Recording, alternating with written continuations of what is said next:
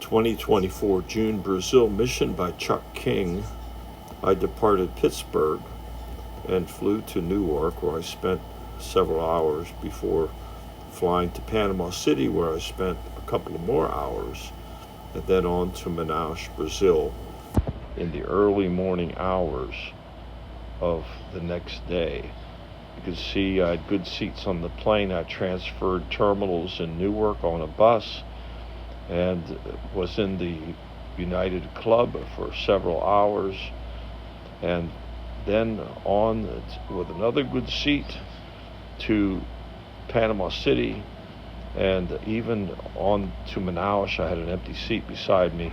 This is looking out the 18th floor window from my hotel room, and we got on the public boat that late morning, close to noon, and it was had air conditioning, but they only used it part of the ride, and it was a newer boat, a nicer boat, and it was a more comfortable trip for about 3 hours to the church that we ministered to that first evening once we arrived at Paulo's house, and the people were very responsive. We preached the word together and called them to a commitment where they would indeed love the Lord, love their neighbor, and make disciples. This fish was given to us for a good lunch meal by one of the brothers after that evening church service, and it was delicious. It's called tambaqui. The big fish, it was 22 pounds. This is the pastor's house that we were leaving by boat to go about an hour to Cambiche, and that's the pastor in the front of the boat there, and the boat driver and Paulo. And we had a little bit of difficulty on the smaller stream after we got off the main river because there was a lot of vegetation growing and floating on the water. The water wasn't very deep. This is the main Amazon. It was fine. And you can see the beautiful sunset. That's about the time we were going to be there in time for the evening service. And the pictures are just stunning of the view of the sunset. And we got into this grassy area, and the boat owner had to be very careful how he cleared the engine or the props repeatedly, and we finally got there. This is the evening service in the Cambiche Church, and we have been here several times before. We had great response from the people as we preached about lowering the man through the roof by his friends, and Jesus saw their faith, and they all responded because they want to be the true disciple, as we have been emphasizing, loving the Lord, loving their neighbor, and making disciples. This is the room where Jerson and I stayed. The house of the pastor is connected to the church building. You see the jungle views. That's that small stream where we had trouble with the grass that connects to a bigger stream.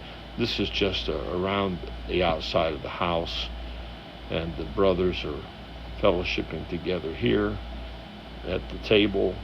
And I just took some photos from different windows to show you what it's like here in the jungle. And always we have one of the ladies working, preparing food in the kitchen to serve us.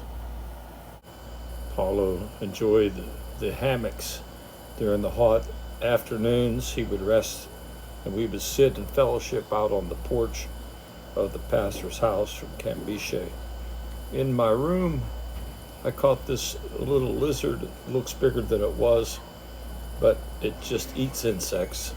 In the evening service, we preached on James, faith without works is dead, and these people all came to make a commitment to become the biblical disciples that the Lord wants them to be, to make disciples. Saturday morning, we held a chlorine generator training at the pastor's house, and Jerson and Paulo were showing them how to operate the equipment, and the water was from the river. You can see it's pretty dirty there. It took only 6 capfuls to bring it up to chlorine standards.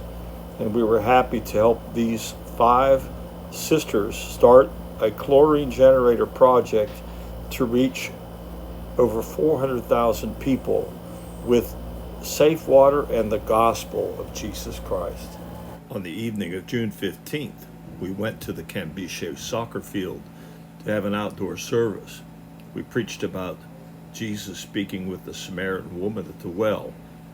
God is spirit, and we must worship him in spirit and truth. No religion can save us. Only faith in Jesus Christ by grace will empower us to do the Father's will. We must become living sacrifices who avoid the standards of the world, to be renewed in our minds. Only then can we know the Father's will. Everyone stood to personally receive the challenge to become disciples who are living sacrifices. Monday morning, we took a boat back to Paulo's house, arriving by 8 o'clock in the morning. The service began at 8:30 a.m. at Paulo's church, and we preached on Jesus warning his disciples against hypocrisy. If you live a carnal life at home or work, but put on a religious show or front in church meetings, you are a hypocrite.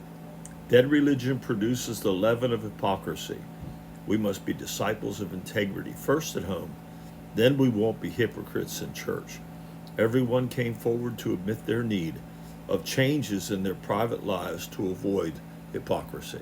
On Sunday evening, June 16, we took a boat about 25 minutes to Murum Urutuba village. Boy, that's a mouthful. We trained a group from that church to use the chlorine generator.